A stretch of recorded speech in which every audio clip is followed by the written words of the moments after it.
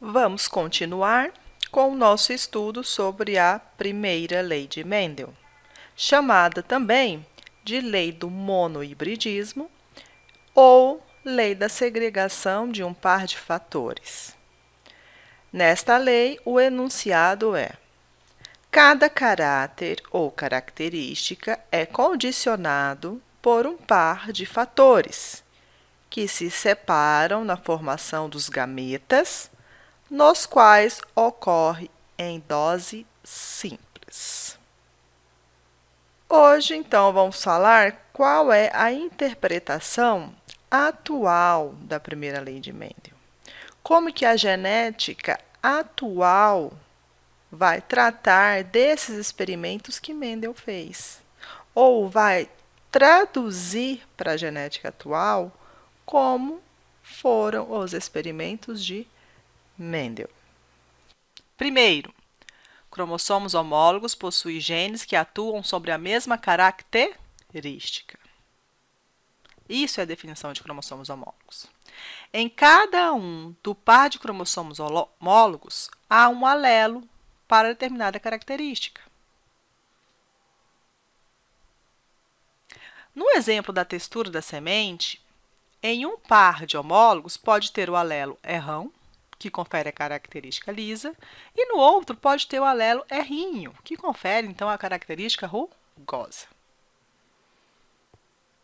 Um indivíduo puro é homozigoto para determinada característica e tem o mesmo alelo nos dois cromossomos.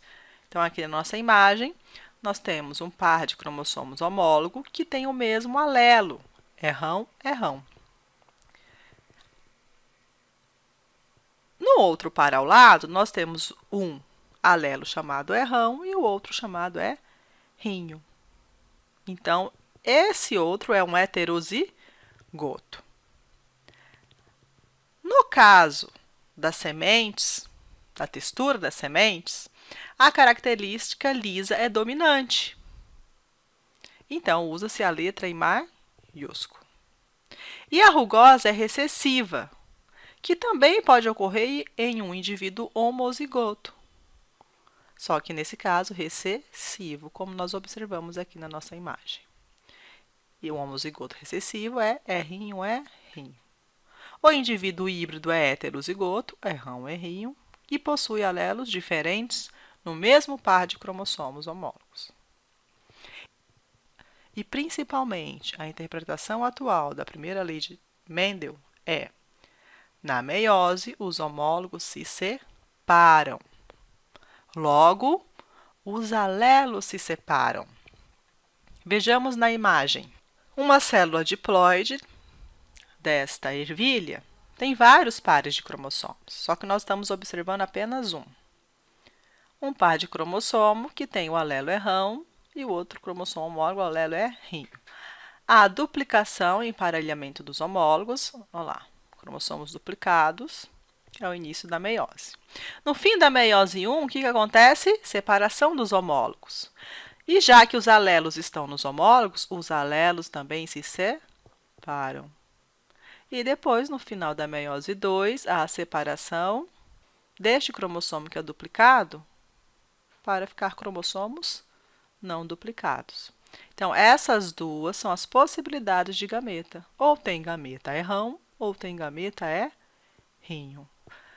Lembrando que nós estamos observando apenas um par de cromossomos homólogos. Então, para esta característica, que está em um par de cromossomos homólogos, ele só vai ter esses dois tipos de gametas.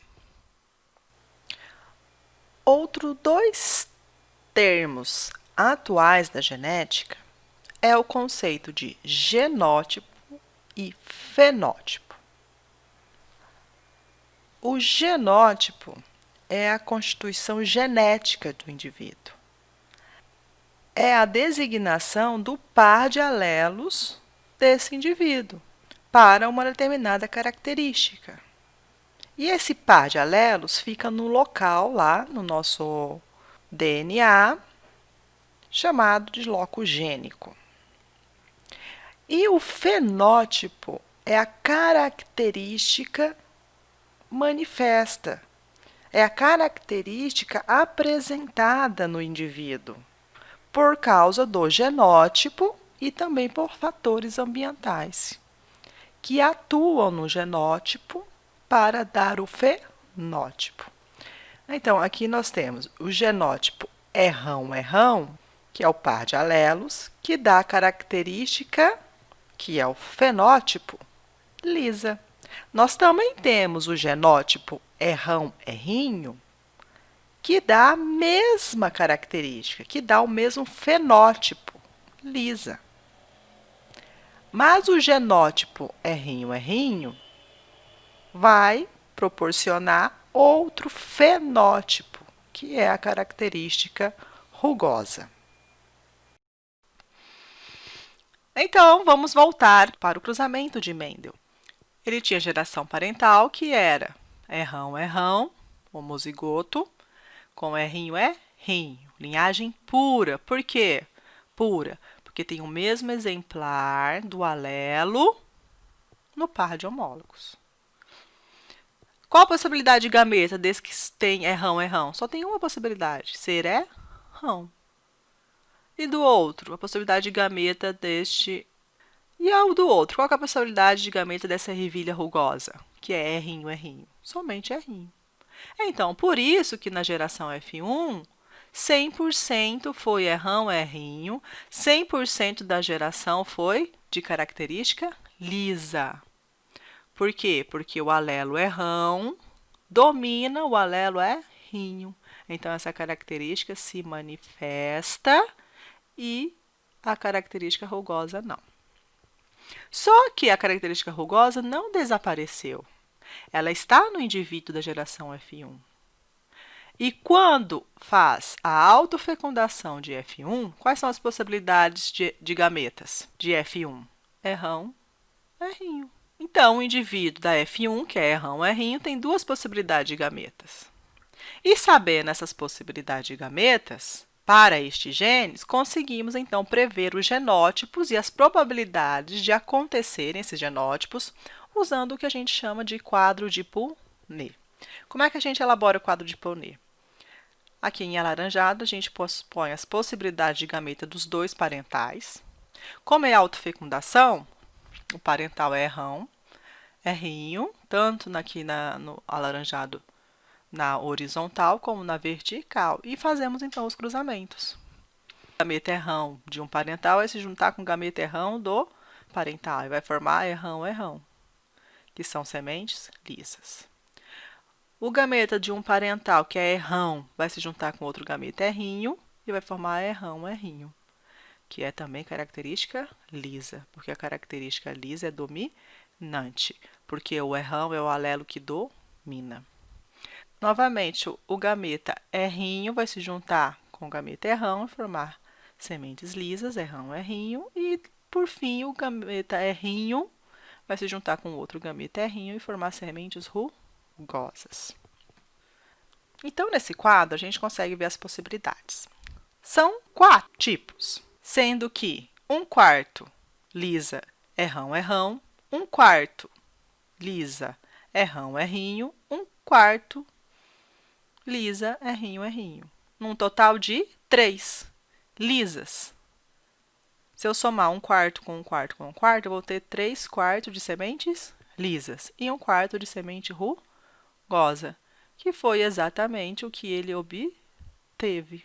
Quando ele fez a autofecundação de F1, ele obteve a proporção de 3 lisas para uma rugosa.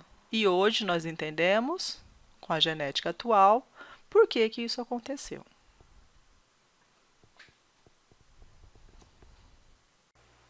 Vamos explicar melhor o que é o quadro de Punnett. O quadro de Punnett foi desenvolvido pelo geneticista Reginald Punnett.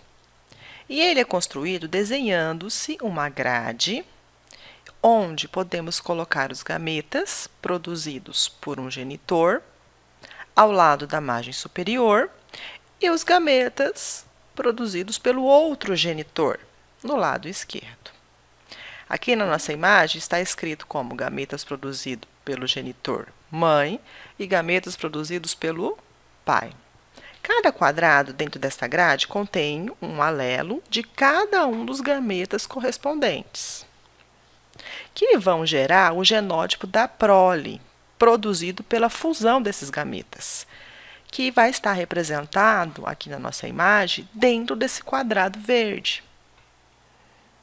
E pela simples contagem, podemos determinar a possibilidade dos genótipos da prole e as suas proporções. Então, sabendo que ocorre a separação dos alelos nos gametas, a partir dos cruzamentos, os geneticistas podem prever a probabilidade de transmissão dos genes. Vamos ver aqui um exemplo. Um quadro de Punnett para o cruzamento de indivíduos azão-azão com azão-azinho. Então, na margem superior, em amarelo, eu coloquei os gametas do indivíduo azão-azinho. Metade é azão, metade é azinho. Do lado esquerdo, os gametas do genitor azão-azão. E então obtive as possibilidades de cruzamento, que seriam, para este caso, 2 possibilidades de azão-azão por 4. Por que 4? Porque eu posso ter 4 possibilidades no total. Então, fica 2 sobre 4, que se eu simplificar, fica metade. Então, metade da prole, que é 1 sobre 2, seriam azão-azão. E também 2 quartos, ou 1 sobre 2, que seria, então, a outra metade da prole, seriam azão-azinho.